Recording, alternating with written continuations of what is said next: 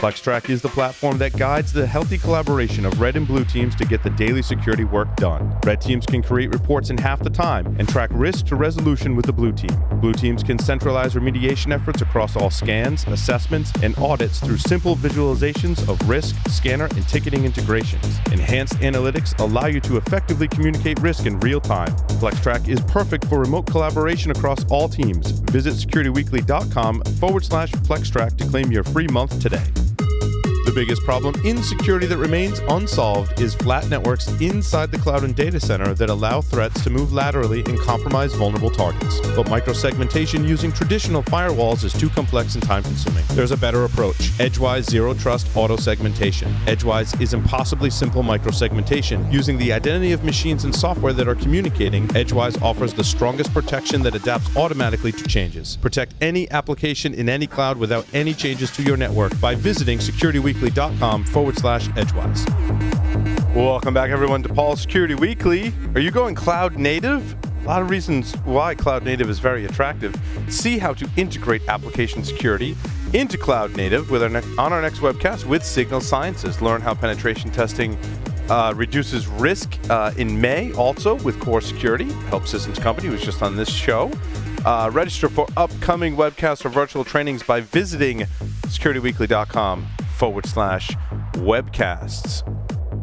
You can view the archive by visiting securityweekly.com/on-demand and you get 1 CPE credit for every webcast.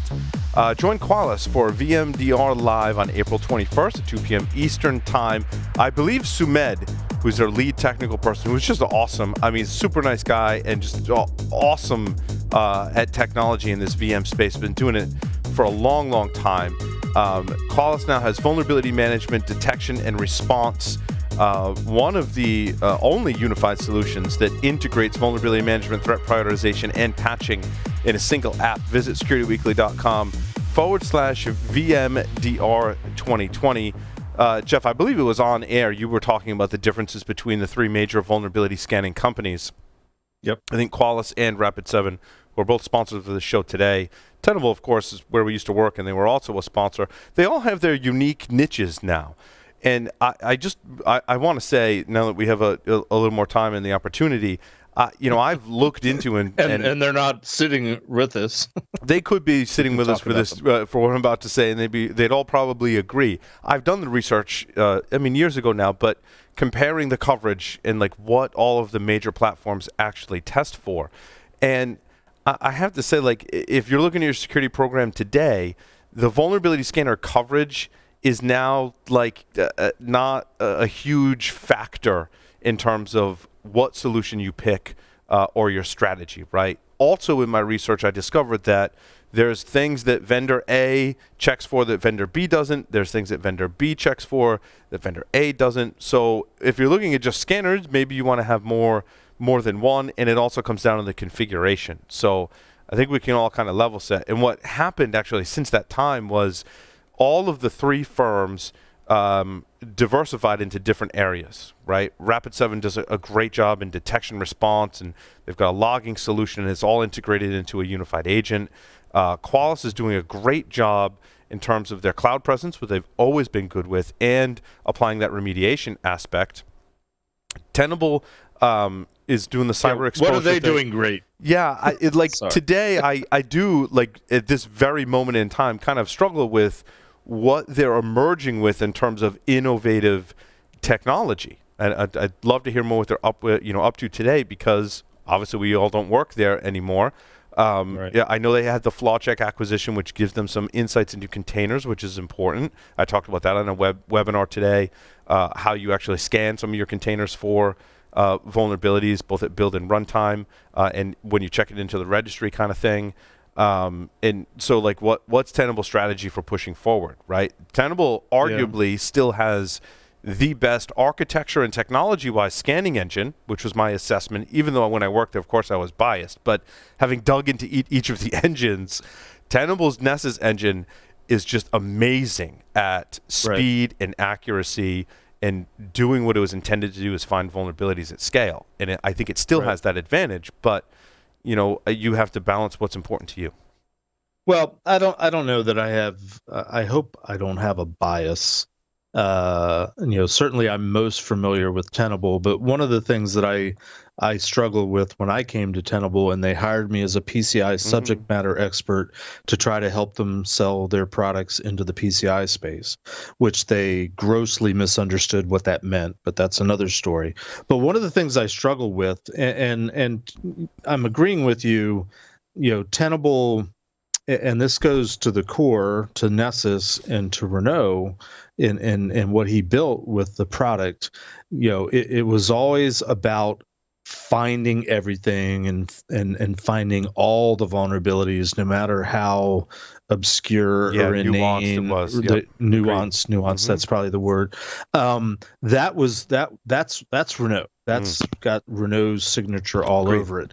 When I was working with the marketing department and trying to, especially when it was command center and trying to look at dashboards and visual displays of finding vulnerabilities, and they were coming up with ones that we were trying to work for a PCI audience, and they're showing all this, they had, I forget what it was. They had the red, yellow, and green. They had 5 colors, I think, at some point, but red's bad, green's good.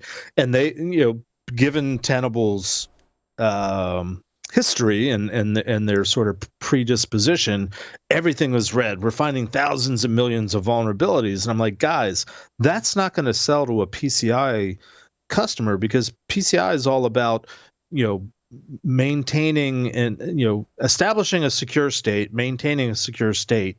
You don't want to show that you've got all these devices out there with thousands of vulnerabilities. You want to show all these devices out there that are mostly secure, mostly patched, mostly up to date in terms of vulnerabilities, with the occasional one-off. So just from a marketing perspective, just from a perception, I tried to train them to come up with dashboards that show everything mostly green and hunky-dory, with the occasional blip and one-off. That's what people are wanting to see in their dashboard. And, it all ties into what I was saying on the earlier segment about how I think there's a certain irony and a certain to me, it's a sick humor in that these 3 major companies that have prided themselves to one degree or another, Tenable has prided itself on finding all the vulnerabilities. I think Qualys, at a rough level, has prided itself on selling something that would get you the pass for PCI things. So they were very limited, because we used to do all that competitive intelligence. They wanted you to get the pass, and Rapid7 was more pure security hacker. We're going to do it the hacker way or the right way, not necessarily find everything, but find the most reasonable thing. That's my gross observation. I just think it's interesting that in today's world, it's transitioning, which I think why we're both agreeing that Tenable is struggling is it's not all about finding all the vulnerabilities anymore. It's finding the ones that you need to care about and worry about, which pragmatically makes sense. But it goes against the grain and the fiber of Tenable. Qualys, I think, is a little bit more amenable to that, just because I think that's been sort of their strategy all along. And Rapid7, I think, sort of in the same ballpark in terms of what really matters. What do you really have to worry about? And they're trying to do it logically and scientifically and empirically with data. That's my observation. I did uncover in my findings that Tenable did find the most vulnerabilities and conditions consistently, and not by a small amount either, right? And I think it speaks to Jeff's point of it being the most thorough and, in some terms, the most accurate in finding the most stuff.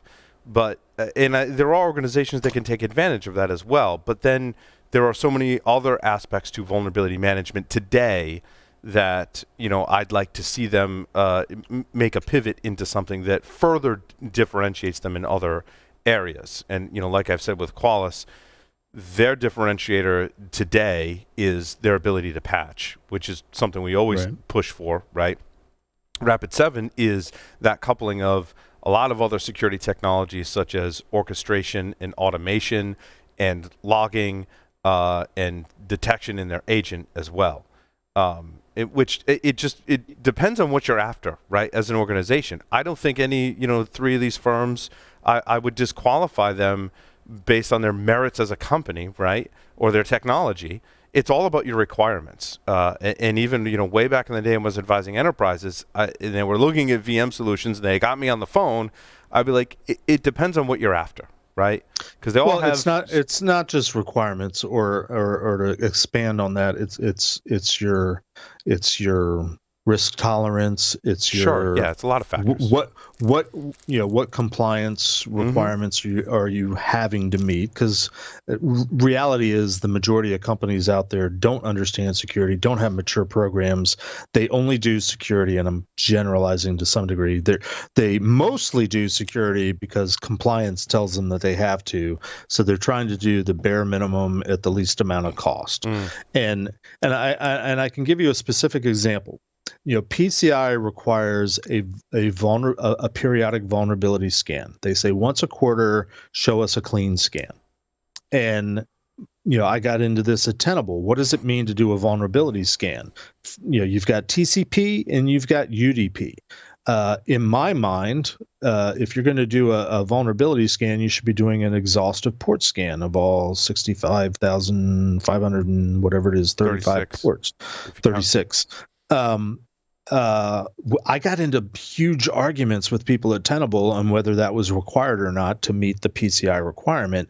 And one of their arguments was Qualys doesn't do an exhaustive scan. And I went to, I forget whether it was Black Hat or RSA, and a couple years ago I went to the Qualys booth and I met a guy that was running their program, and he actually had a display, and I've got took a picture of it. But Qualys didn't do an exhaustive scan. They did common ports, the reserved ports, which is what, up to 1024, if I recall. Yeah. Plus, other common ports that are associated with known things, and they would limit their scan to that. I used to argue with that with Renault. Why don't we just do that? Because because they do it that way. Versus, well, no, if we want to do it right, it needs to be exhaustive. I don't know how Rapid7 does it. My experience was more with Tenable and Qualys, but we have pen testers on our panel here. A vulnerability scan. If you're scanning an environment, and you're doing a vulnerability scan to find all vulnerabilities to determine whether you're vulnerable or not, should it be an exhaustive scan on TCP? Should it be an exhaustive scan on UDP? Yes, I'm going to jump in there. So TCP, absolutely it should be. And by the way, hi, I'm Joff. I just joined the panel. Hey, Joff. In more recent history. Hi, Joff. It's good to be here. But okay, so there's a couple of issues here. One, yes, it should be exhaustive from a TCP perspective, certainly, because you can do it rapidly. You can get it done in the allotted time frame. UDP is a different animal. UDP has protocol limitations, right? We have a 1 second timer on the ICMP port unreachable responses. It's just not practical to be able to scan a very, very large network with UDP, which means there's a lot of UDP that's going probably unseen in terms of vulnerabilities today because the time and business constraints do apply. The other thing I want to make a comment about is the applied risk level or CVSS score, if you like, that a lot of scanners are using, Tenable and your Qualys and all these guys tend to apply to that risk of direct exploitation of the vulnerability, which tends to be, in my experience, a little bit orthogonal to penetration testing. And in fact, a lot of the times when I get scan results, I will read them from the bottom up because the more likely systemic problems are contained within some sort of innocent low-level or informational level report inside of that vulnerability scanner, then they are going to be contained within one single system with one critical or high-level vulnerability. Well, that system might be parked in a corner somewhere. That should be a T-shirt, Joff. Read your scan reports from the bottom up. I love it. Well, you should. And I agree. Yeah. If you're doing especially advanced, pen testing, to use your TTPs, you need to read those scan results from the bottom up because it gives you a lay of the land, right?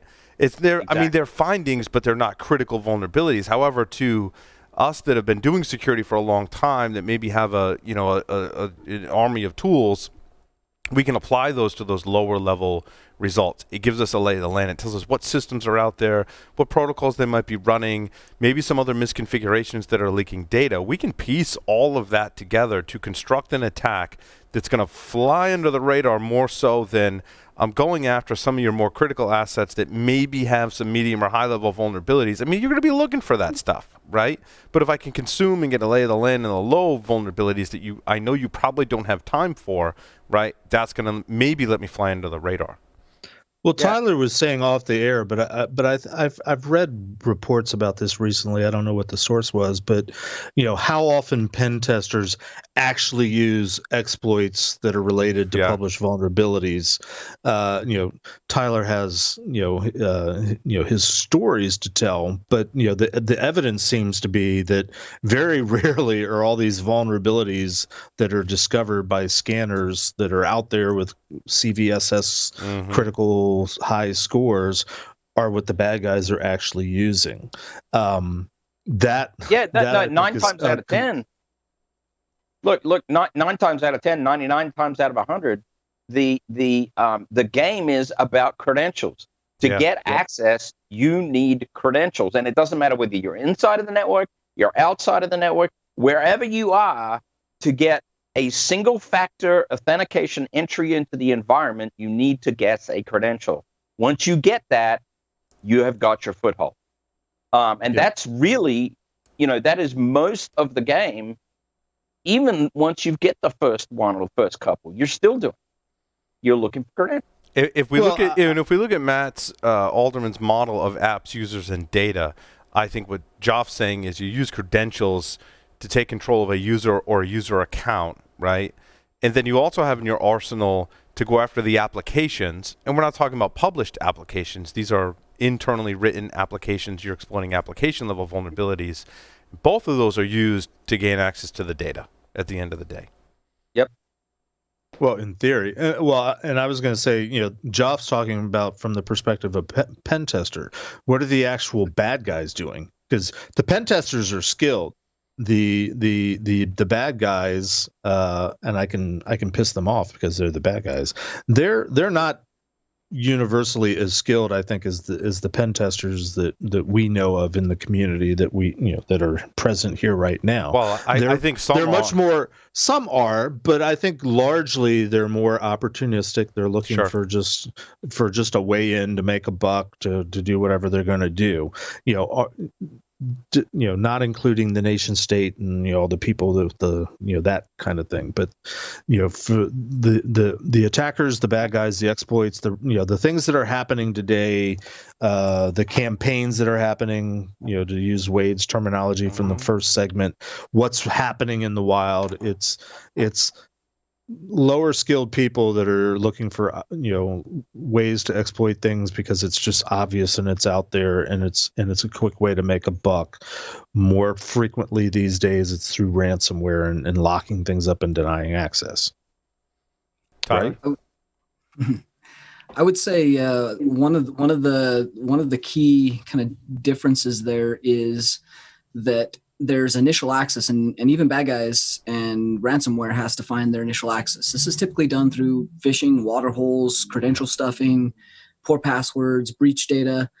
These are like the same things that pen testers are using for the initial access. Once you're in, a lot of this ransomware is using certain exploits, something like Eternal Blue or whatever the latest lateral movement or privilege escalation that can be automated and is fairly stable. That's kind of what's being done. But these are all built into kits. So as these kits are developed and sold off, or access is gotten and then sold off, that's where you have the different sophistication levels. You end up with different actors, or maybe just criminals that maybe don't know how to do initial access, and so they're buying it off and figuring out how they're going to leverage it to make more money. And so you're right, there are different skill levels there, and exploits are still being used as part of those kits for certain things. But the overall, like, major actors that are participating in like a lot of the big breach stuff, those are going to be the criminal entities that are probably going to be using live off the land. They're going to be using less exploits and more bad configuration, or not least privilege, bad Active Directory, using the tools that a lot of pen testers use. So there's kind of a differentiation there between kit and automation versus actor and what the threat landscape is for that particular actor. Well, if I can paraphrase Tyler, and correct me if I'm wrong, they're using things that vulnerability scanners typically don't and can't find. Correct. It depends on the profile and role of the attacker. And what Tyler was alluding to, right, is there's different levels of attackers. There's ones that maybe go out and find that initial access and then sell that off, right? Right. And they're selling it off to other groups that are monetizing in different ways for different reasons, right? And then also, I think what's similar from between penetration testers and some of the nation-state attacks is they might be going soup to nuts, right? They're going from the initial intelligence gathering, open source intelligence gathering, to initial access, to gaining access, lateral movement, and persistence, and doing that from point A to point Z, right? And some nation states are doing that too because they can attract the talent. What we have in between is a tiered system of criminals that are doing different things for different purposes in different phases of the attack, either because their expertise can't lend them to all different phases, or because maybe they don't have to, right? I mean, if you read Kingpin by Kevin Poulsen, very, very accurately, from what I can tell, but describes firsthand accounts of how that each criminal took on different roles. And maybe it was one role, maybe it was I'm getting the credit cards and I'm monetizing them, and that's my role as a criminal. You may also wear a hat where you're also collecting the credit cards, but oftentimes that was completely two different individuals or groups of people that were doing that. So we have to understand that there's a very much a tiered system when it comes to cyber criminals. And the other piece there is the opportunistic piece.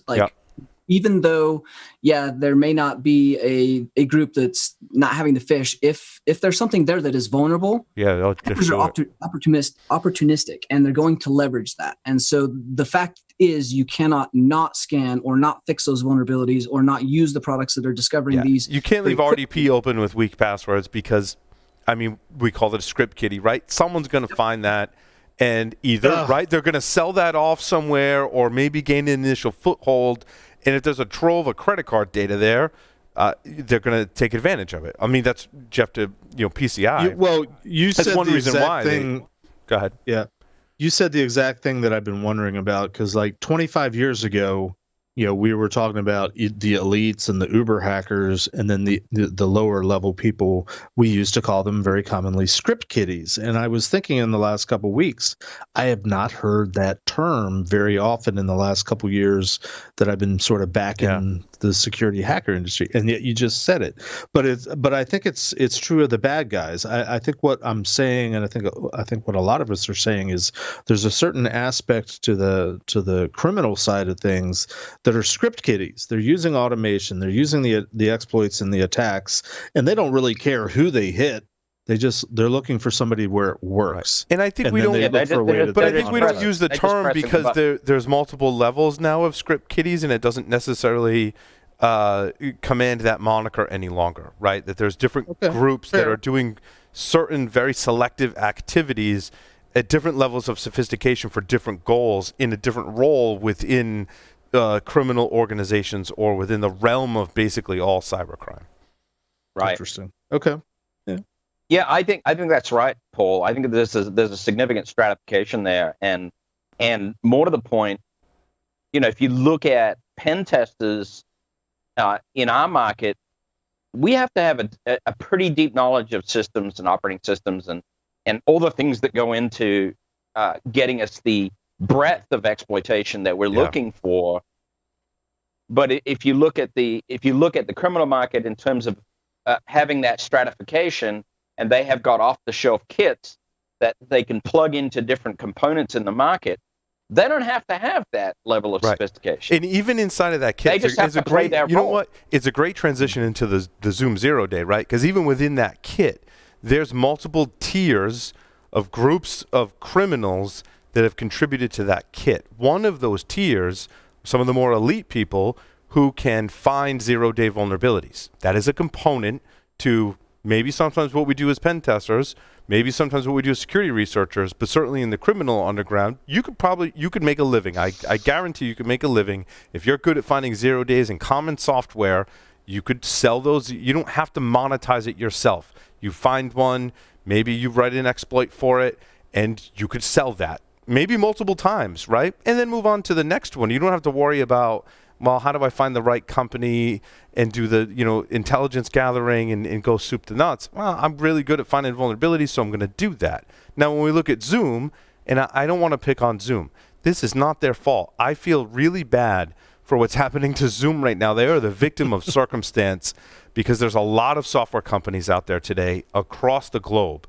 And I challenge any of the companies to do any better or any worse than Zoom is doing when all of a sudden you become one of the primary platforms that people are using because of circumstances like a pandemic. But now their software is going under scrutiny.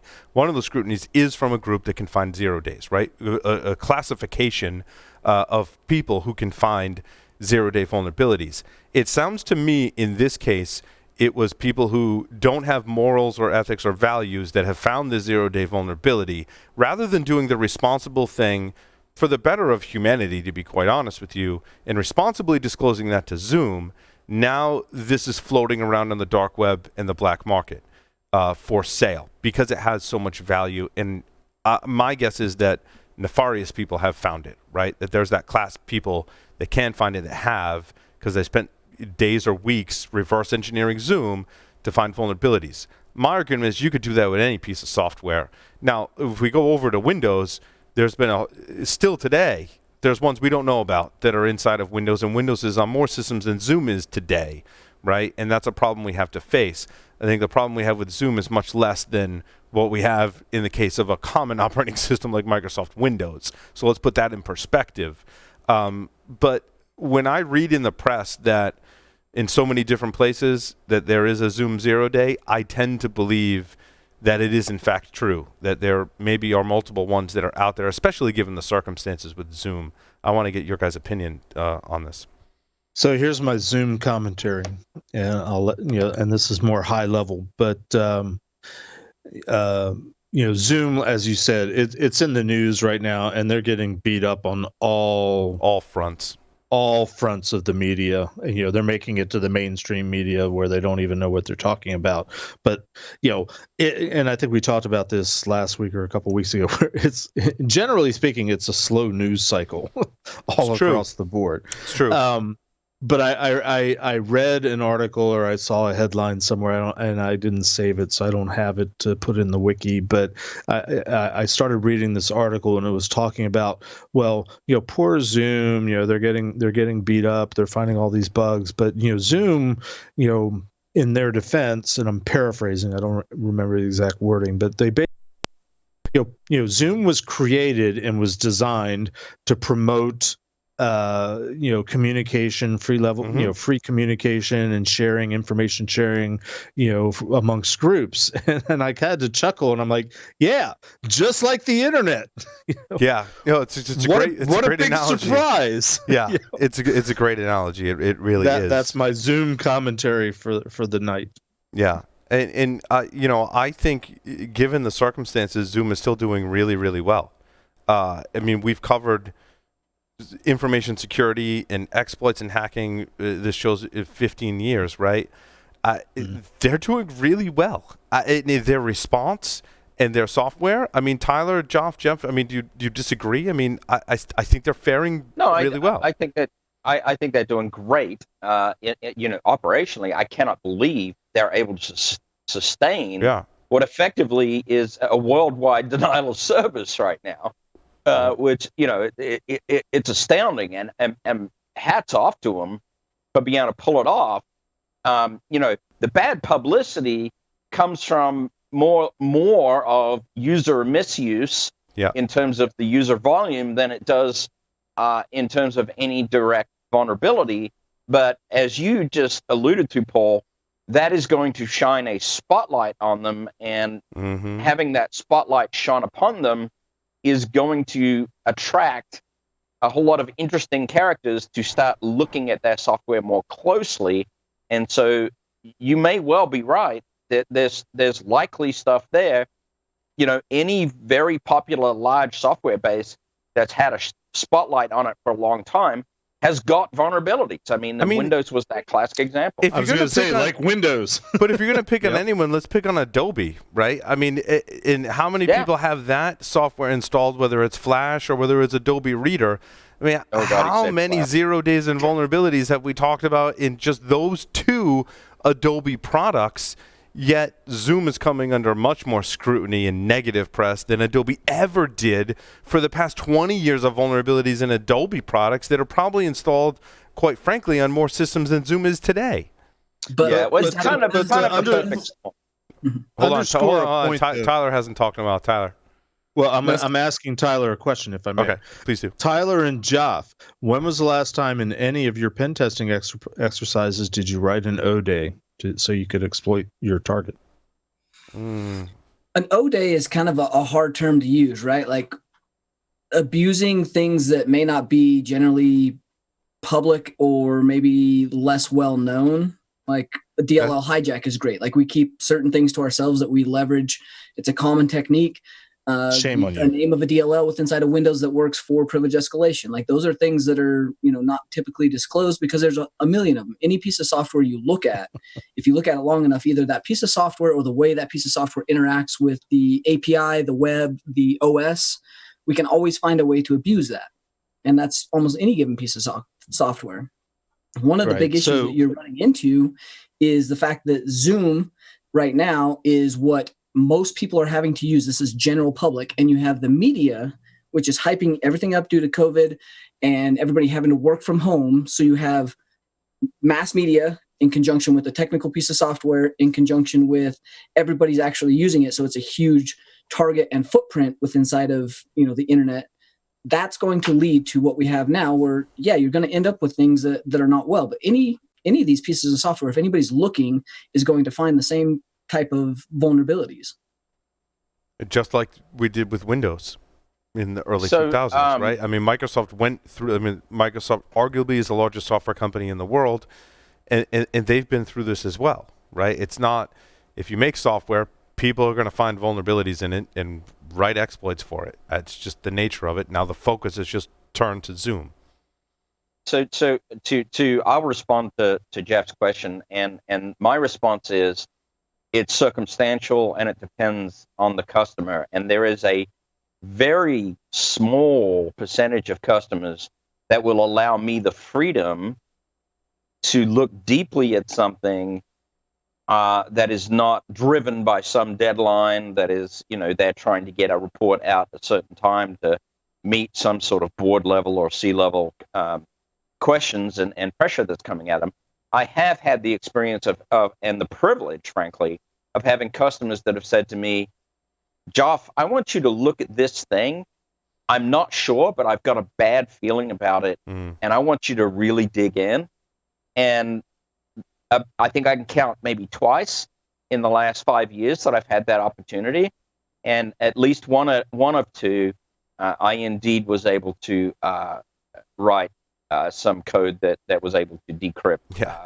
Usually those things fall over pretty fast, right? Because if the internal team's like, I got a bad feeling about this, usually that stuff falls over pretty fast. Yeah, the gut. Actually, this one was non-trivial. This was non-trivial, but when it busted open, it was bad. A bad day. Yeah.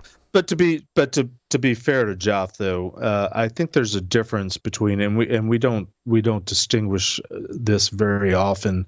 There's a difference between pen testing and security testing. I've written a new application. I've in the old days it was I built a new device, but we don't do that anymore. But take a look at this specific thing and kick the tires and look under the hood and try to break this specific thing. That's a very different engagement than what we talk about more often in terms of the network penetration test type of activities. That's true. There's a smaller percentage of customers that will actually say to you, look, here's 3 or 4 weeks, and I want you to focus on this one thing, and I want you to break it, by God. That's an entirely different entity than a process-driven pen test. It is very different. Yep. Well, so the key. But your answer to my question, Geoff, was you don't very often do a 0-day for a pen test. You do it Correct. for a specific type of targeted type of security. More of a research-driven security assessment. Yep. Fair. That's fair. Tyler? Yeah, I mean, the key word there that I think is another real big industry misunderstanding or nomenclature is network security pen test, right? Like, I would consider a penetration test as a very focused set of goals. Like a red team could be all avenues against a very specific objective or goal, right? That means if you're looking at a software company and their sole software is maybe a password vault, right? They want you to hit that password vault from the web, from the API. They want you to look at the code. They want you to break it apart. Like, your goal is to get to that. So, typically when you say pen test, everyone thinks of network pen test. You're hitting a company from all angles, but really distinguishing the fact that a pen test can be a very narrow focused set of goals that may have a high impact or a high risk to an organization based on what that goal is, really has to be called what it is. That is a penetration test. And I'd venture to guess, too, that there's some threat modeling and creativity that goes into your test, because if I look at what real cyber criminals are doing, and again, I'm reading the Countdown to 0 Day by Kim Zetter, finally. And one of the things I think is interesting and pertinent to this conversation is the way that one of the things that Stuxnet did that we saw other malware do after the fact was they stole certificates, code signing certificates. I mean, how do you replicate, in a pen test, you say, well, I want you to break into Realtek and I want you to steal their code signing certificates. Then I want you to sign your code with it and use it against us, right? Now, you're not going to do that because you don't have permission from Realtek to do that. However, you can do threat modeling and be creative and say, okay, let's give the testers into a stage where they do have a code signing certificate, right? Then let's see what they can do from here, right? John Strand and I started doing this years ago because we were like, how do we replicate some of these environments? Like, let's just say we're on a system and we can execute code that's signed. Then what does the test look like, right? And it allows you to play out those threat modeling exercises without going, hey, I want you to break the law and go steal some code signing certificate, because obviously we're not going to do that because we have ethics and morals. And we're not going to break the law. So I think that the advanced pen test probably that you guys are doing take into account some of these scenarios. You also pointed. What? Hold on, Tyler. I said that's the assumed breach or the assumed scenario, right? Kind of white card approach that everybody's taken. And if you're emulating a lot of if you're taking and looking at threat actors properly and doing a threat profile, and your company faces something like a criminal entity, then there may be code signing certs out there that are publicly available and being abused readily and being looked at on the dark web or in code. And you leverage something like that to see if your company can stop the most prevalent stuff that's in the public that should be revoked or maybe is not. Right. How do you stop that? Different levels. Yeah. Geoff? Yeah. I mean, you also point out a very real constraint that we have in the industry. And that is the law, right? Yeah. I mean, we are contracted. We are contracted to bend law within a box, basically within certain boundaries. But you can't step outside of those boundaries without wearing an orange jumpsuit and going to jail. And criminals don't have that boundary. Right. So, but that's not the biggest limitation, Geoff. To be honest, the bigger limitations pragmatically are the economics. How much is a company going to pay to have the work done? Yep. There's a time constraint. Well, and that's the second element is the time constraint. The bad guy has all the time in the world. I mean, I would counter argue that. I don't think. The bad Go ahead, but you're going to lose. No, I don't. I don't, because I don't know this for sure, but I would hypothesize that a nation-state driven entity, for example, does have timelines and does have pressures they have to meet. Yep. We were just talking about that with Stuxnet, because one of the things that we, was disclosed in the book was they looked at when they did, supposedly gain hold of a code signing certificate, right? We won't surmise how that happened, right? But they looked at the timestamps of when their code was signed by it, and it was very close in the timeline that suggested, we don't have hard evidence, right? But suggested that there was pressure on the timeline that Joff is describing. So a real world example to what you're describing, Joff. Well, I'll say this, and I don't think I'm revealing secrets here. When I worked for the DoD, when I worked for NSA, and I was designing crypto systems, one of the criteria that we would use to evaluate whether a system was good enough or not was we would calculate how much it would cost an adversary, what we call today a nation state, to be able to invest in the technology to break the system, and we would calculate that as a percentage of the gross. We used to call it the gross national product. Nowadays, it's called the gross domestic product. But basically, how much does a company, a nation state, a country, or a bad guy have to spend in order to do what they need to do to break the cryptography in most cases? And if that's 50% of the GDP of the adversary nation state, right? Probably not like. So one of the criteria for is something secure enough was not just how long would it take to break it, just brute force, not assuming that there's no cryptographic attack, but assuming that you have to launch a brute force attack, which, by the way, are most cryptographic attacks, especially in the real commercial world in terms of all the cryptography that's out there. How long? What kind of resources do you need? Who was it that broke Des? I've met the guy. What was his name? Name escapes me. I feel like I should know this. But the way Des was broken was not because they figured out an attack against it. They figured out how to distribute the brute force attack over multiple systems across the internet. So they distributed the workload. But that went into the factoring whether something was strong enough was simply how much it would cost to try to mount an attack against it. And that's as legitimate as, well, it would take you 1,000,000 years to brute force it, or 20,000 years to brute force it, depending on your computing capability.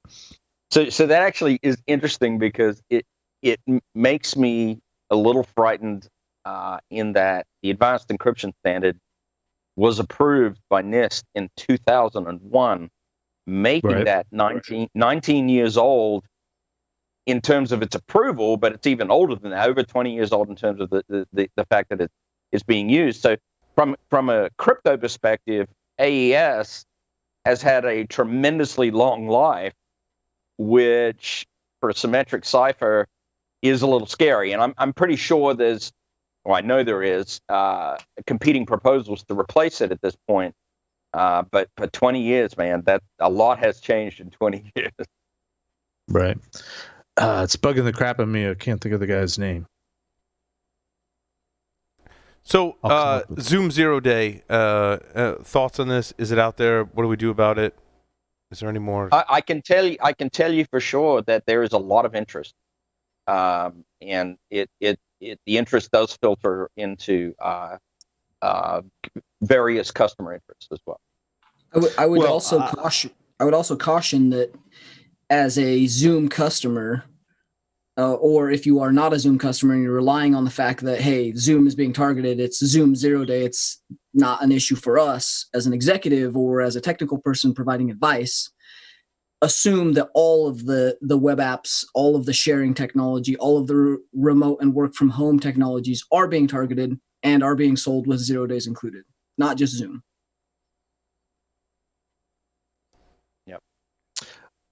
I know that I'm going to be doing a tremendous amount of research in this area in the next little bit. So probably 2 weeks from now, I can potentially bring you some updates.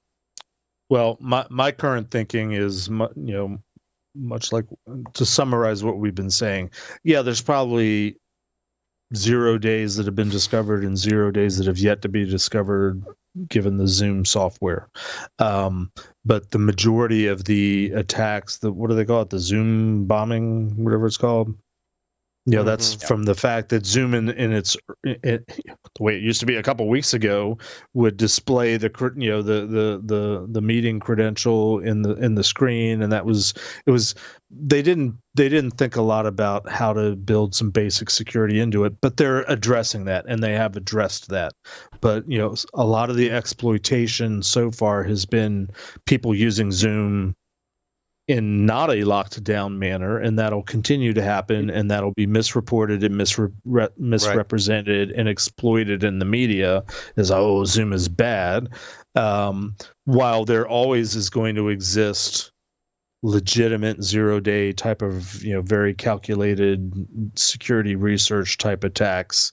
It's hard to protect against that, and most, if not all, software applications fall to that to one degree or another. Now, I'm not sure if it's real or not, but I also think that the real Zoom vulnerability is forgetting to hang up on your Zoom video chat. I don't know if you saw this video, but there's 4 people that supposedly work for a company, and they're concluding their Zoom call, and one of the guys stands up, and he's in his underwear, right? Like, he's got a shirt on, but he's got literally no pants on, which we joke about all the time. And he stands up, and I thought it was going to go way worse than it did. But he stands up and stretches, and they're calling him on his phone. He finally picks up the phone and realizes that he forgot to hang up, and he's in his underwear, and runs out of the room. Right? It very well could have been staged, but I'm sure this is not. This has happened before, and really, that's, I think, one of the more dangerous vulnerabilities with Zoom is just forgetting that all chats go to the person who organized the meeting, and that your camera is on and what's in the background, and people forget to hang up and things like that. Yeah, it's funny. We think about that stuff all the time, right? Because we do webcasts all the time, and it's just like, wait a minute, what's in your background? Is your camera on? Is your mic on? What's in my browser? The browser history, the whole, all those those things. Yeah. Yeah, my wife and I watched Saturday Night Live broadcast, Saturday Night Live, at home edition or whatever they called it last week, and they did a whole bit on a mock Zoom. I don't know that they said it was Zoom, but they they did the conference call. It's hilarious. You guys should watch it because it had everything that we've just talked about. The guy standing up in his underwear, somebody taking the laptop and walking into the bathroom. Somebody thinking that they've turned it off and they haven't turned it off yet. All of it is all encapsulated. I think that you should also pay attention to VMware vCenter vulnerabilities, which could be really bad. I read about this briefly. Guardicore did some analysis of it, and it has not released a proof of concept exploit, but is, from all accounts, very real in terms of gaining credentials through that vulnerability. So if you're running that, you should probably pay attention to that, maybe more so than how do you deal with a Zoom 0-day? I mean, there is no patch for it, right? And I think a lot more pressing things to be concerned about, VMware being one of them. VMware is a pressing concern. Without a doubt. I also think that, when I read this article, How to Teach Your iPhone to Recognize You While You're Wearing a Mask, I think this is an issue that we should probably highlight. Those of us in information security probably very quickly understand the impact of that and have experienced this, that when you're wearing a mask, most modern phones use facial recognition, and I'm like, oh crap, I got to enter my PIN number, and when, how secure is your PIN number? And then also this article talks about, and I don't pretend, the description is absolutely atrocious. You take a brand new mask, you fold it in left and right, fold the 2 ear hook ropes, and then hang them on one ear, both left and right ears.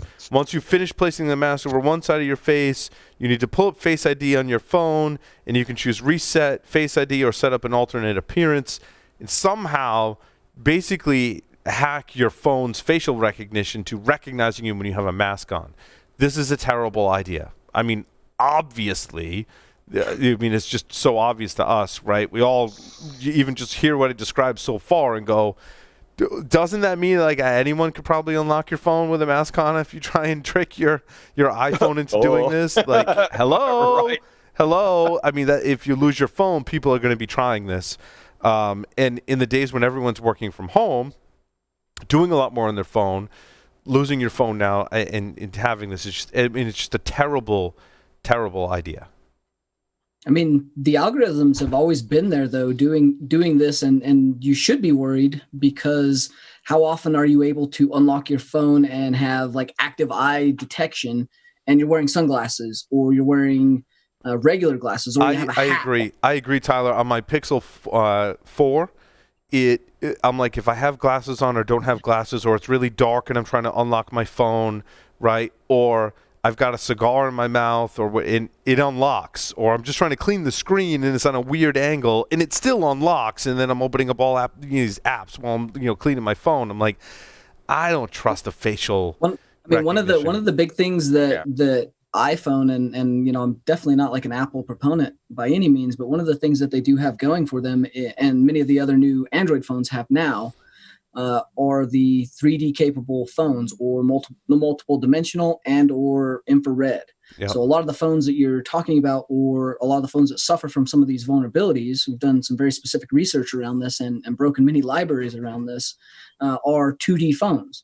There has to be backwards compatibility for older phones or older camera tech, yep, or even phones that don't include an infrared camera or a 3D capable camera. So take it with a grain of salt, but also understand that many of the libraries that software is using, that phones are using, phone OSs are using, you're at the discretion of whoever is putting that library in place and what technology they're choosing to fall back on for security. Yeah, there's the security of the library, and then the technological capabilities of the camera in your phone that have to eventually marry up. So if you got an older phone, and depending on what library they're using, I still don't trust them. Although Apple has done a really good job with their facial recognition. Android phones, I'm on the fence on those. I can cut them some slack though, because it's pretty easy to do a really good job when you've got a closed ecosystem of devices. It's true. Yeah, right. It's true. I mean, come on, and we all know that ultimately with facial recognition, I mean that you can even see it sometimes when the software is first calibrating. It's taking triangles, right? It's taking your nose, and then it's going to take the point of your head, and then it's going to take the other point of your head, and then it's going to draw triangles and use that as its basic geometric representation. And of course, that's going to be vulnerable. They've got the speed versus detail of recognition trade-off. Well, it brings us to my story number 2. Macs are more secure, and other jokes you can tell yourself. My comments on this story are, thanks for reposting an article from 2006, and also, by the way, putting it behind a paywall, which I'll describe after the show how you get around that. Also, thank you, Captain Obvious. They say the shorter answer is nothing is 100% secure. As long as humans are programming computers and trying to break into them, there will always be backdoors. I mean, there won't always be back doors. No. There may be vulnerabilities that lead to backdoor. There's so many issues with this article. I can't believe that Medium, I'll call them out, Medium put this behind a paywall. Like, please, again, I think it speaks to Jeff's, like, we're in a slow news cycle kind of thing. I was going to say, yep, we're in a slow news cycle. This was an article from 2006, 2007 that someone, like, revamped and tried to post today. And I just wanted to call them out, like, be careful what you read, because there was nothing really all that useful in terms of this article. It also speaking to, the attack surface. It doesn't matter what you run today. You could have an iPhone or an Android or be Linux or Mac OS or Windows. Like, you're still going to be vulnerable to stuff, and you still have to pay attention to security and privacy today. Like, I think that ship has sailed. It doesn't matter what you're using. You have to pay attention to security. Hey, I got to back up just a little bit, real quick. I was finally able to Google it, and the person that I was referring to that I met a couple years ago at Circle City Con was Matt Curtin. He's a member of Cypherpunks. They were the group that broke DES encryption primarily by distributing the brute force attack. Yes. My parting thought, or my philosophical thought on the facial recognition was, and I was talking about this when I used to go to a conference. The last conference I went to was B-Sides Nova, and I was talking with some people about this because I had just been at the airport flying out to RSA, and gosh, what's the name of the, it's not TSA anymore, but it's like the other one that gets you through even faster. Clear? Is it Clear? Clear. Yeah. Yeah. Their advertising is you are your best authentication, which made me think of, okay, in terms of authentication, you have the three classic attributes: something you have, something you know, and something you are. Something you have would be like a token. Something you know is like a password. Something you are is a biometric. They seem to be implying in their marketing statement that one of those three is better than the other three. And so I was talking to just a group of people. It's like, so what do you think about that? Is any one of the three attributes for how you authenticate someone inherently better or worse than the others? I just throw that out as a philosophical question. We don't need to address it, but I just thought it was an interesting question. And I think they all have their pros and cons, right? And you need to weigh them accordingly. And looking into a lot of passwordless authentication, there are things to consider in each of those phases. And the something you have with a lot of the newer vendors that are offering passwordless authentication is your phone. And they are really solely relying on that secure enclave on your phone to validate that that's something that you have, right? And then if we transfer that to biometrics, maybe something that you are, we've seen, we've covered on the show numerous attacks. I mean, we've seen it in the movie Sneakers, and it covered several different, we just talked about facial recognition, right? And all the ways that can be tricked. And I think the real way to have a solution that is the most resilient is to have multiple of those factors to raise the bar high enough. My assessment is that it's still better in a lot of ways than a really weak password, right? And I think that's what we're going for, right? I mean, Joff, you talked about authentication and how we as attackers abuse that to achieve a goal. If we can really raise the bar, we're never going to get 100%, of course. We all know that. But if we can raise the bar high enough... Is it raising the bar, or is it just making the hacker work a little harder? I think it's making the attacker work hard enough where we'll be able to detect that more easily than someone replaying credentials or being able to obtain a password or credential in some other way, right? Yeah, it's I think that's exactly right, because they're going to make more noise when they're trying to attack. When you literally raise the bar to having a second factor, for example. And I have literally, and this is no joke. I am, telling my customers. I'm sure Tyler's doing the same thing. If you have something facing the internet today and it only has a single factor of authentication with a password, you're asking for trouble. Yeah. Right. Mm-hmm. And the second thing I want to say, because it amuses me, was with these devices, these phone thingies. There's often a fingerprint sensor on them. But has anybody ever had the experience of super gluing your fingers together, which I did the other day, and then realizing that my index finger no longer works to unlock my phone? Because it's interesting, Joff. I've done a briefing with a number of these companies, and there's Exceed, there's Traitware, there's something Octopus. Yeah, the name escapes. I had it and then it escaped me. But the Octopus one will allow you to, if you have an older phone that doesn't have a fingerprint biometric sensor on it, take a picture of the 4 fingers with the camera, and then deduce your fingerprints from that as a backup for those that don't have, the phones. And I think that combination of there's some type of cryptographic system that's using your secure enclave on your phone, and that's something you have, and there is some biometric that's providing a second factor that doesn't require that you have a password, because don't get me wrong, there are systems that still pretend to do that, but still require you have a password, and it's all about the implementation, right? But that combination is where a lot of these passwordless security vendors are going, and I think it's great strides. But it also, to your point, Joff, there can be limiting factors, such as I burn my fingers, superglue them together, or what have you, and so you need a backup biometric. And or the worst case that I see with my multi-factor authentication for the services I use is it falls back to sending me an email or a text message or using some other insecure means as one of those factors. And I think that the goal today is to have multiple factors. Even if you have to fall back on one of those factors, having at least two that's not a password is, I think, where the future is going in terms of authentication. And my big fear with biometrics, of course, and I think a lot of us have expressed this fear, is, what happens when your biometric data gets breached? I mean, yes, because you can't change it. I agree. I can't change my fingerprint, right? It's probably a hash. I mean, you can, but fingerprint. Yeah. But okay, so what's your response? Following this line of thinking, what's your response when you stick super glue into your index finger? Well, your natural response is going to be what? Well, I'll just enroll my other index finger. Right. Right.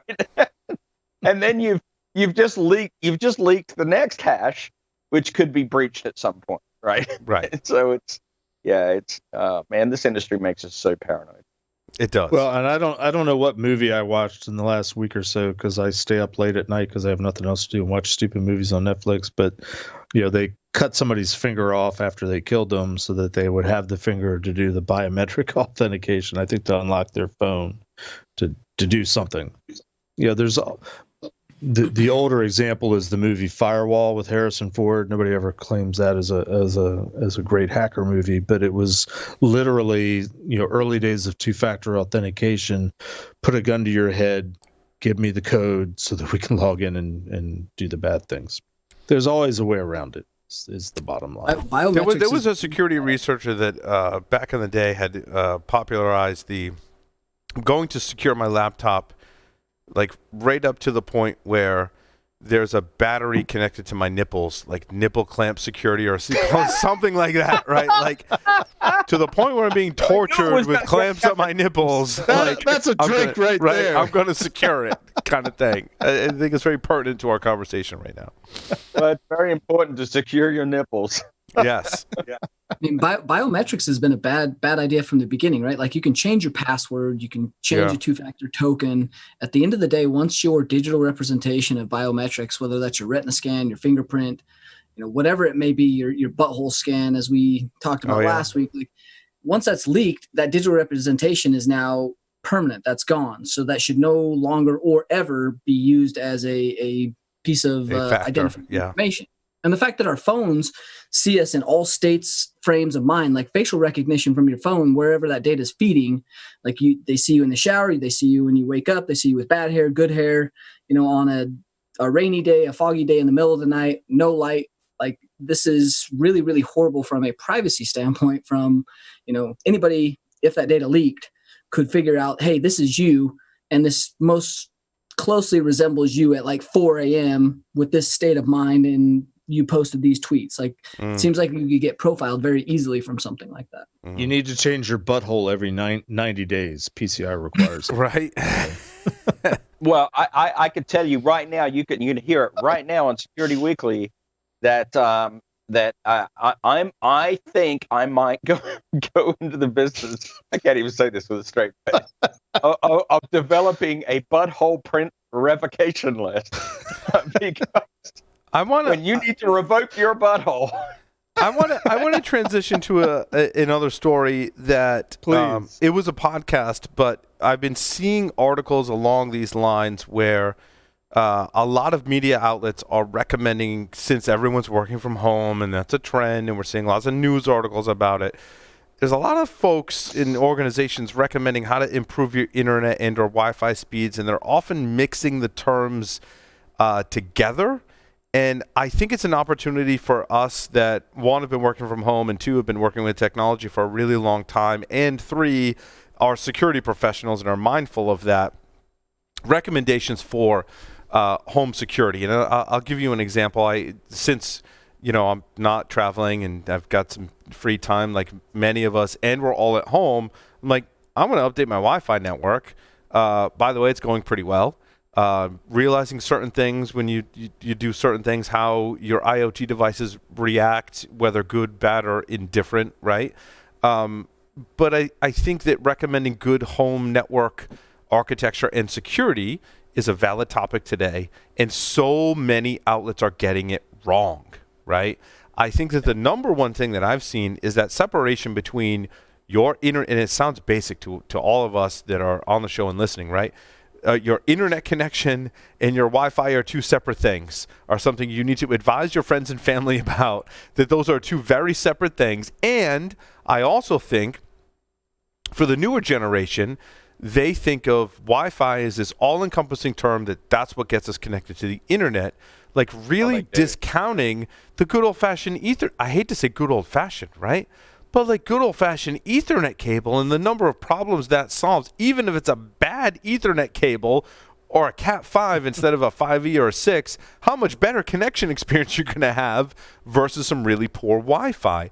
And I think society today has lost all sense of networking and security as it is in your home. And I want to reel the reins back in on it and make sure that all of us on the show and all of us listening advise our friends and family as to good quality network and security design in our homes. And it's not hard, right? You have your internet connection that goes Ethernet. You've got Wi-Fi access points that are completely separate, right? And if you have a device that you want reliable internet that you plug in via an Ethernet cable, and that might snaking cables through the walls, it might mean you have to do some of that stuff, find the easiest path of least resistance, and do that, and you're going to be in much better shape than all of these other articles that just basically have bad advice.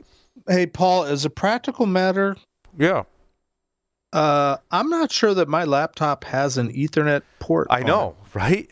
And so it probably has USB-C and or USB 3.0, which even still, if you get a dongle, is going to be more reliable internet access than Wi-Fi if your Wi-Fi is pretty poor, right? Now, I did the upgrade to the latest Ubiquiti AC Pros. They're like the really expensive ones, multiple radios. They're super heavy. I noticed a weight difference that was just amazing. And I've noticed the throughput. I never thought, since I first started doing Wi-Fi stuff in 2004, 2003-ish, that I would need this level of access point in my home. But you think about the number of devices you have in your house that are doing Wi-Fi, between your Sonos and your TVs and all your kids' laptops and phones and computers. You need a lot of throughput in your home today. So whether it's a Linksys system or an Eero system or whatever it is, anything that increases your Wi-Fi capacity at home, you need that level of throughput today. Updating my Wi-Fi access points definitely had a huge impact on speed and reliability. So I don't know where you guys fall in terms of recommendations as to what people should have in their homes, but I thought it was a good time to talk about that. So I think it is a very good time to talk about it, and I'll put in a plug that I did do a thing as a webcast last week for Black Guild on this exact topic. But I was focusing more on segmentation of the network and the security ramifications. That's a great point too, Joff. Yeah, agreed. However, having said that, it's really probably a good time for us to put together a series to kind of demystify some of the topic, because honestly, there is a misperception. My daughter's generation, the college kids today, they honestly just say Wi-Fi. That's what that means. Yes. That equals internet for them. Internet. Yep. Exactly. And they don't know that it's doing network address translation, and they don't know that it's got a crappy little radio in it. Just two little antennas, and they don't know. One thing they do know, I will tell you this, is when my daughter will. They know when it goes bad, and my daughter will always, and has always for a good 5 years now, invited all her friends over here, not because they like hanging out at my house, because my network is reliable. Right. And I know your internal network architecture, and I know why, right? And it's very similar to what I built at my home as well. Like commercial grade, very high throughput, large capacity access points are what I think we really require. I never thought we'd see the day, right? But that's what we're requiring in our homes because, like I said, every device, all my Google Home devices, right? All of the Amazon, every device is connecting to your Wi-Fi. It's putting a really big strain.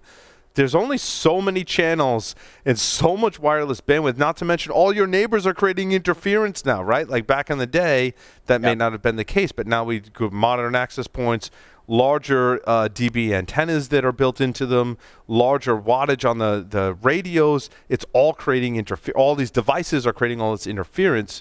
You need to have a really robust Wi-Fi system in your home today. Well, I'll say yes to that. I will say one other thing for security professionals, and some may disagree with me, but there is no way in hell I will ever pen test across a wireless connection. Yep, I agree. Always have it plugged into an Ethernet. In fact, right now I'm looking at, on my desk, a 10 gig Ethernet box that is attached to my Mac system.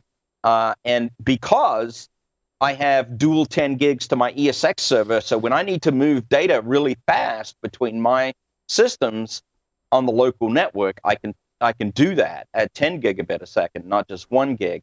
So I don't mess around when it comes to solid connectivity and pen testing. I will not pen test over wireless unless I'm actually doing a wireless assessment. Yeah. That's a different entity, of course. And I think you need to over-engineer for the homes today. And I think there are solutions that you can achieve that today without having to understand all the tech. I think it's the Eero system, and Linksys makes a system that is much better designed to be able to handle that capacity.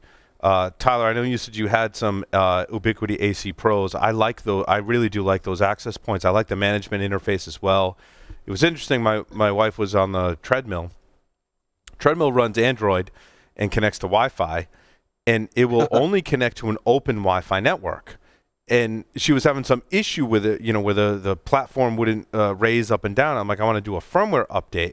So I'm like, I don't have an open Wi-Fi network. I would never create an open Wi-Fi network, but I'm like, I want to update the firmware on this. So I went to my Ubiquiti system. I pushed out an open Wi-Fi network, got my treadmill connected, updated the firmware, did its thing, and then I removed that open Wi-Fi network.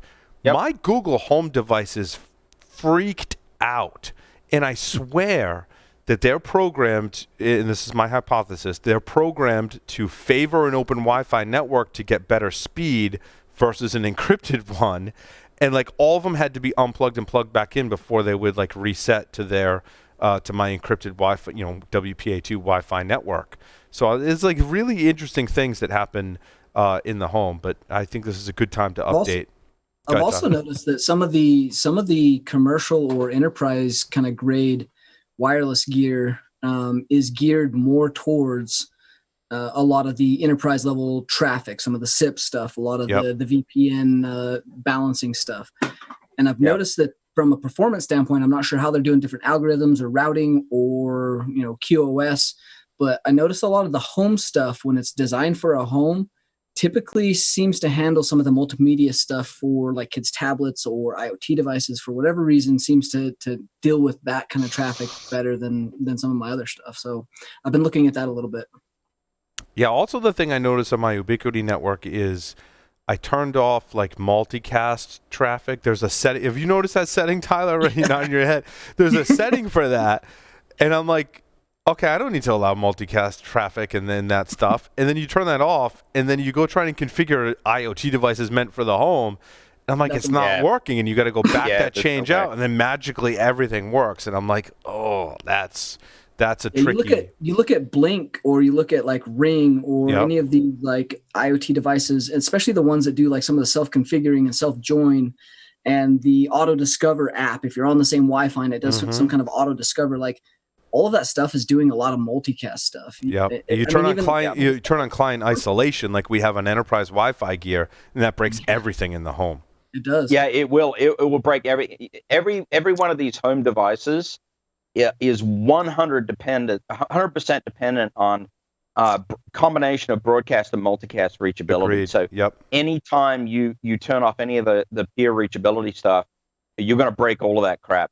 And it's a total pain in the neck. Now, do you guys also have, speaking of home, and we're starting to move into warmer weather, where in the studies show that a lot more people can be working from home as a permanent thing as a result of COVID-19, that outside you have really poor Wi-Fi. Have you deployed outdoor APs? Because I've got one that I'm transitioning to outside in anticipation of the outdoor access.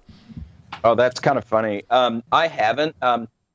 Well, I think I've told you before, Paul. For a long time, I've run a Cisco virtual wireless controller in my ESX server, and so I've bought older Cisco wireless APs, which perform better than much of the off-the-shelf commercial stuff. I mean, home stuff, rather. These things are consumer stuff. Yeah. Although I did run into an issue the other day, which drove me crazy. There were two issues. One is the manufacturer installed certificate actually expired in 2019. And so I had to set the clock back on the wireless controller to deal with that issue. And then the other thing that happened is some of the older wireless APs only had 10100 interfaces on them.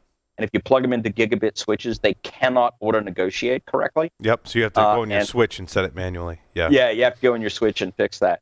So that kind of stuff. And my son is the one that pointed out to me that, because he's trying to stream Twitch. Yep. And he's like, Dad, I'm only getting a frame rate of like 0.5 and I'm dropping frames. He's like, what's going on? I'm like, oh, it's wireless. But just ignore it. Yeah, but that's a great point too. Your access points now need that gigabit connection, right? Because your AC Wi-Fi networks will be 200 megabits plus. Well, it wasn't so much that. It's the fact that it didn't auto negotiate means it had a duplex mismatch and it was just dropping frames. Oh yeah, so you had a heinous issue, yeah. Yeah, it had a heinous. But back to your original point, I've got 3 access points in the house right now, and my number 3 is sitting in my sunroom, which is close to my deck outdoors, and I'm seriously thinking, even with it sitting in a room adjacent to the deck, it gets weak enough when you're out there. I'm thinking about actually deploying one outside. Yeah, when you get outside, I really truly believe you need one that is physically outdoors, right? Ubiquiti makes one, and I have one. I think it's the light one. Have you seen that one, Tyler? It's skinny with a couple of antennas sticking out of it. It's ready for outdoors. I had originally had that inside because it was cheaper, and then with all the devices, I'm like, nope, I got to replace that, and I'm going to put that one outside. So just things to think about when you're at home. For our listeners, though, one of the advantages of buying a higher-end controller-based architecture like a Ubiquiti, or in my case, if you know Cisco people, it doesn't matter. They will seamlessly handle roaming in your multiple AP setup. They do it way better. Yep. That is a significant advantage because, I don't know about you guys. My wife can't stand still. She's talking on the phone. She's FaceTiming and stuff, and she's roaming around. And she literally is roaming around between the APs and is able to do that seamlessly. Now, and is very happy one thing I wanted to ask you folks was, with everyone working from home and the concern of whether I have a laptop that's issued by work or I'm using one of my own personal devices to access work, how do I separate that from the rest of my network? One of the things that Aruba Networks did before they were acquired by HP was have functionality in their access points, and I forget exactly how it worked. I know exactly. You know what I'm talking about, right? Like whether it was the Wi-Fi connected to my laptop and it was encrypted, and it did the VPN and then did the Ethernet to my network, or vice versa, Ethernet into my... I deployed this, Paul. I can speak to this directly. So I see a resurgence of this, Jeff. All these people working from home, I see enterprises basically shipping these devices to their employees going, look, if you want remote VPN access, like here's your device. And it's some combination of Wi-Fi and Ethernet in some direction. And the VPN capability is built into that device. And I can only connect my work laptop to it to authenticate over some kind of EAP protocol, right, to enter my domain credentials. And that's the only way I can access that to access work. I see that a huge market opportunity and a great security opportunity as well. Do you agree? Yeah, no, absolutely, 100%. I deployed this about 8 years ago now when I was working at the university, and it was a feature that Aruba had. Yeah. That you could essentially, what you did was you gave the employee an access point, and it had an Ethernet on it, and it had an antenna on it, and as soon as they boot that access point up, it VPN tunneled back home to the corporation or the main campus. And it presented the corporate SSID, or basically a corporate network connection. You extend your corporate directly. SSID to the home. Yes, I forgot about that. And basically, it was fantastic, to be honest. It was 100% seamless, and you sat at home and you would just basically on the network through your own access point at your home. Yeah, but on the and so network. it's basically doing VPN in a box instead of doing it in software. But it's a nice little concept because what you do is you avoid all of the desktop issues related with VPN software configuration. You just tell them, associate with this network, and you could even do that via group policy or whatever, and then you just hand out the box, and that's it. You're done. It's huge. But I mean, and it's hard to control if they take that laptop and then associate it to their home network, right? But then they're not going to have access to the corporate resources, so it kind of forces the user to say, this laptop connects to this access point, and you enforce policies that it's isolated. I was going to say, you could just enforce that group policy-wise, which especially if you can hand them a box and say, I don't care where you are, this is the box you take, right? And this is your setup instructions. I mean, it's really a huge market opportunity. And it does work. Aruba was doing a good job. I don't know what happened to the technology now. Maybe there'll be a resurgence. Who knows? I predict that there will be, because it was such a great way to solve this problem of everyone working from home and trying to have a secure network to authenticate to and take away a lot of those client issues. So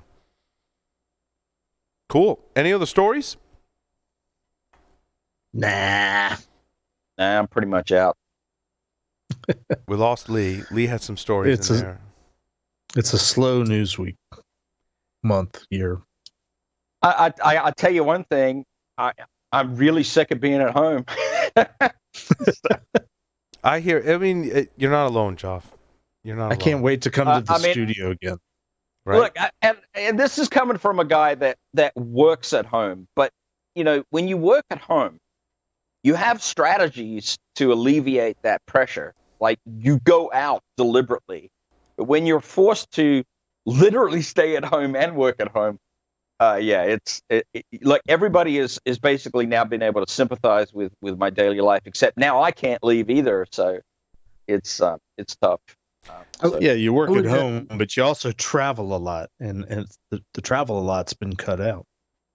That's right. I haven't got on a plane in a while. So like I live near an airport, and I was just thinking about this morning. It's like I don't remember the last time I've seen a plane in the air. I'm like, I don't even know if they're flying any planes. Well, that's a political thing. What I heard, Jeff, landing zone. What I heard, Jeff, was that the airlines have to stay in business. They can't furlong their employees in order to be eligible for government funding to stay in business. What I've noticed is that some of my flights that are end of June and beyond that were already booked, one of the legs is like 2 stops and like 10 hours home for a 3-hour flight. And I'm like, I'm not going to do anything about that now because there's a lot of variables that are going to change, almost 2 months from now. So that's very interesting. Also, a couple of stories in there that readers can and listeners can go read on their own. There was an attack on connected TVs that were created bots that looked like users that were watching TV and looking at ads but really weren't, which I thought was interesting. And Linksys is forcing a password reset to prevent router hijacking, which I thought was something we haven't seen very much as well. Kind of going back to the how do you secure your home network, right? That's actually nice because DNS hijacking is a common attack. Oh, it has been like since the beginning, like since Larry and I wrote the book on Linksys routers in 2007, and I swear it was a 2005, 2006 attack where DNS hijacking was used to hijack banking traffic in Mexico in like 2006. So, that's a very well proven attack. So, Outstanding. Well, thanks everyone for listening and watching to this edition of Paul Security Weekly. Joff, take us out. All right, over and out.